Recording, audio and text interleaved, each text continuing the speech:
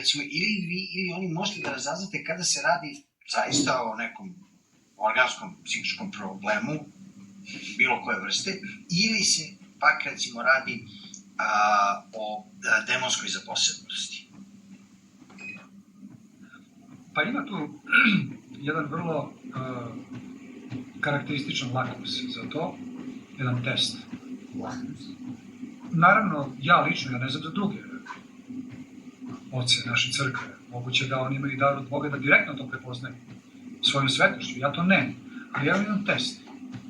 Pošto ja ne mogu, neki put mogu ja da osetim da je to zaista duhovna priroda, neka demonska sila, a da je neki put zaista neka klinička da kažemo psihoza, šizofrenija, intoksikacionog ili traumatskog porekla. Međutim, neki put zaista ne mogu. Ali kako, na osnovu čega ja prepoznam da je nešto đavoimano, da je demon prisutan, a da je nešto zaista jedan klasičan poremećaj možda na biohemiji. Tako, što ja takve ljude, kao i sve ljude koji dolaze kod mene, bilo koji da je problem, recimo, ima 1000 problema, a jedan je odgovor, pravoslavni. Ja takvim ljudima uputim ih u delatno, aktivno pravoslavlje, koje, ponovit ću ovaj put, se sastoji iz 2 krila. Jedno krilo liturgijski život, drugo krilo molitveno pravilo kod kuće. Liturgijski život sastoji se iz 4 osnovne stavke i 2 predoslovne. Prva predoslovna smo kršteni, druga predoslovna da ukoliko živimo sa osobom suprotnog pola, da smo venčani u crkvi. A ako to nije slučaj, to podrazumeva čedan život, znači druga nevinost, nova čednost, do braka. 4 osnovne stavke, ispovest, post, liturgija, pričešće. Drugo krilo, kod kuće, naše lično molitveno pravilo. Sastoji se iz jutarnjeg i večernjeg molitvenog pravila. Sad tu ima nekoliko stupnjeva, ja obično nudim 3 stupnje, zavisi individualno. Ja kažem imamo minimum, imamo srednju meru, imamo punu meru. Puna mera oko 45 minuta, možda malo više, i ujutro i večer. Srednja mera oko 20 minuta, možda malo više. Minimum oko 10 minuta. To je individualno. Neko hoće odjednom sve, neko hoće od minimuma, neko hoće srednju meru. To sad nije bitno. I šta se dešava? Oni kažu, ja ih uputim kako se to sve radi i šta se radi. I taj neko ili ta neka kaže dobro i ode. I ljudi uglavnom dolaze ponovno. Bilo da su to sproveli u delo, bilo da nisu. I najčešće, skoro uvek, kada je demonska sila u pitanju, oni ne mogu toga. Prestanu da idu u crkvu, ne mogu da se mole, imaju užasan otpor kad se mole, ne mogu da se pričeste, ne mogu da pročitaju Sveto pismo, naporno im je, dosadno im je, jednostavno ne mogu i prekinuti. Dok zaista fiziološki, patofiziološki bolesni ljudi sa ozbiljnim, da kažemo, mentalnim smetnjama koje su, da kažemo, fiziološke, oni se trude, oni čitaju, bore se i prosto idu tim putem, odu u crkvu, pričešćuju se, čitaju kod kuće molitveno pravilo, teško im je, jer nisu sprečeni zlom silom, demonskom silom. A ovi koji su đavoimani, naravno, i ovi koji su đavoimani, mislim, svi smo mi negdje đavoimani, u suštini. Svi negde problemi zaista nastaju od demonskih sila, možda 10, 15, 20% psihijatrijskih problema su zaista samo, da kažemo, medicinske prirode, fiziološke. Ovo su duhovne. I svaki problemi su, svi smo mi manje ili više, da kažemo, pod nekom utjecajem demonskih sila. Naravno da i te ljudi koji su demonizovani, i oni isto tako mogu da se nateraju da čitaju te molitve. Jeste, teško im je, nešto im udara ovde, škripi im, pišti im ušima, osjećaju, ne znam, smrad i tako dalje, ali bore se. Ali uglavnom mogu da prepoznam da ljudi koji, u stvari uvek sam siguran da su oni koji to uopšte ne rade, da su pod dejstvom demonskih sila koji ih je ubedila da to ne treba. I u tome se zapravo razlikuje, da kažemo, ona najteža šizofrenija, skoro neizlečiva. Ona je zaista, da kažemo,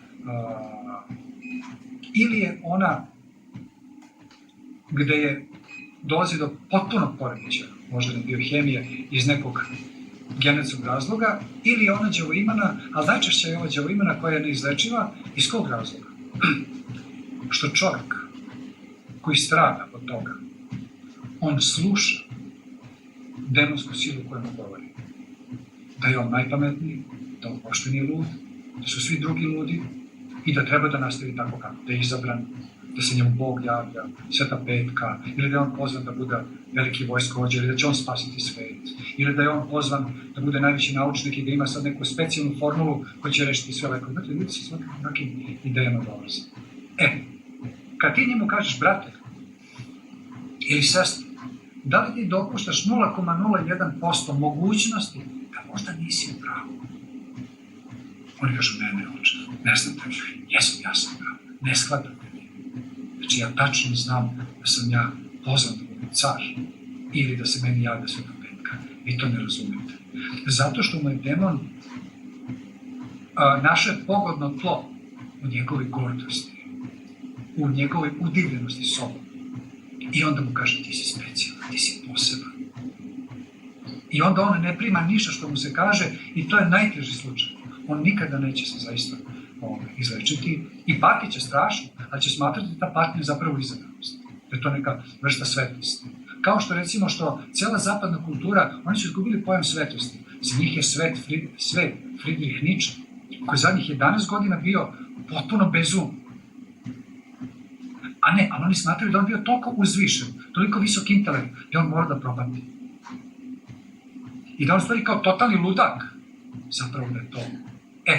To je taj šizofreni duh koji danas zahvata kompletno društvo, da je sve naopako. Znači da je ludilo svetost, a da je svetost ludilo. Da je svet čovjek, da je pravi ispravan čovjek, normalan čovjek, u stvari da je nenormalan. Da ne prihvata ludilo koje se danas javlja. Tako da ta demonska šizofrenija napada pojedinca, a napada društvo, napada ideologiju. I kaže, ne slušaj nikoga, ti si svoj Bog, ti donesi odluku kako tebi odgovara. A znate od koga su to čuli? Od onoga koji je prvi rekao, Bože, ti meni ne trebaš, ja ću sam da se organizujem. A on je bio najviši. Lučonoša, Lucifer. On je prvi rekao Bogu, ne trebaš, ja ću da budem Bog, ja sam Bog. Kad sam bio na VMA, kad sam operisao kičmu, strašno, tumori mozga, karcinomi kičme, oduzeti ljudi, ispale oči, oduzeti ekstremiteti, ležimo u bolesničkoj sobi i sutra dan je mučenik, brat, na drugom krevetu, ima operaciju, tešku operaciju kičme i dolazi njegov operator, hirurg, te večeri da mu kaže da je sutra na programu i da se pripremi da taj deo toga opere i tako da. I kaže, budi spreman sutra, jer sutra si na programu, pošto kad su tako teške operacije, hirurg uvijek dođe i to razgovara neku reč sa pacijentom. A pacijent je bio neki vernik izgleda i on kaže, ja tu prisutam i slušam to. I pacijent kaže, pa da, doktore, da će Bog, bit će dobro. Kad je to rekao, kad se narogušio, kad je rekao, kakav Bog, ja sam ti Bog. Kupi 7 Days iz Pratija Smitkata i možeš da osvojiš XZP iskustvo za 2 lica i... Ja sam si smrzo. To je taj duh. To je taj duh šizofrenije. Znači, definitivno taj duh šizofrenije, demonski duh, Luciferov duh, napada i prisutnije nego ikada. Ali ipak je on samo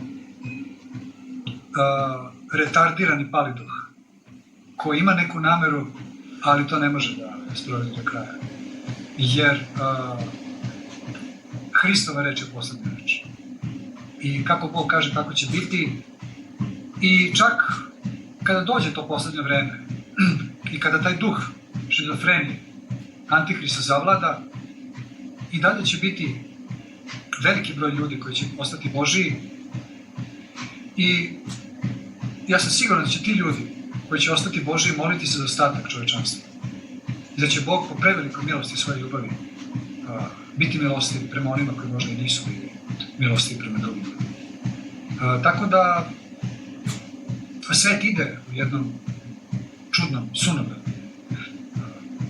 pravcu, ali ja ne bi bio hrišćan i ne bi bio monah ako ne bi duboko verovao u beskrajnu Božju ljubav i u ljudsku ljubav. I da će kao što na onoj slici car Nikolaj Romanov kaže, zlo je u svetu prisutno, ali će ljubav na kraju pobediti. Tako da verujem da će Božja ljubav i ljudska ljubav pobediti, da će oni koji su ostali Božji moliti se za one koji možda nisu bili Božji i trebamo verovati, trebamo živjeti tako i nikada ne gajiti u srcu ogorčenje, mržnju, možda prema onima koji su drugačiji od nas. I apsolutno meni lično veliki optimizam pruža, veliku radost i veliku nadu. I ja ovakav kakav sam, jadan, mali i grešim da se ne posipam previše pepelom i to će biti ovako malo licemerno. Tu, kod mene, grešnog, kad dođu ljudi tako, iznesu neke svoje probleme, neke svoje muke, i kada ja prenesem samo ono što crkva, ništa ja novo nikom ništa nisam rekao, ali eto, možda imam, ako imam neki dar, imam taj dar da možda na savremen način, jednom savremenim vokabularom, na savremeni način, savremenim akcentom, možda jednim urbanim pristupom mogu da prenesem one drevne istine. Čini mi se. I možda je to jedini moj neki uspeh, da ja sve ono što sveti oci nama preneli, ja samo mladom čoveku danas, čoveku današnjice, koliko toliko mogu pristupačnije da prenesem, da možda neke stvari iz 19. 14. ili 7. veka nisu tako lake da se shvate. I kada dođe čovjek sa šizofrenijom, sa depresijom, boluje od maničnog kockanja, od raznoraznih seksualnih mutacija i devijacija, od neraspoloženja, gubitka smisla života. Znate, tragično je, sve je manji i manji uzrast dečice koje su u dubokoj depresiji. Devojčica od 12 godina koja tati i mami kaže, ja ne vidim nikakav smisao u životu, ona se povređuje, ne osjeća ništa, potpuno stezirana. Potreban je bilo kakav doživljaj i ona se seče. Znači, koliko je društvo zapravo izgubilo smisao da mala dečica piju lekove, antidepresive i ne vide smisao. Dete od 12 godina ne vidi smisao života. To je tragično i zato vidimo u kom pravcu ovo društvo vodi, jer uništava smisao. A smisao je tu. Isus Hristos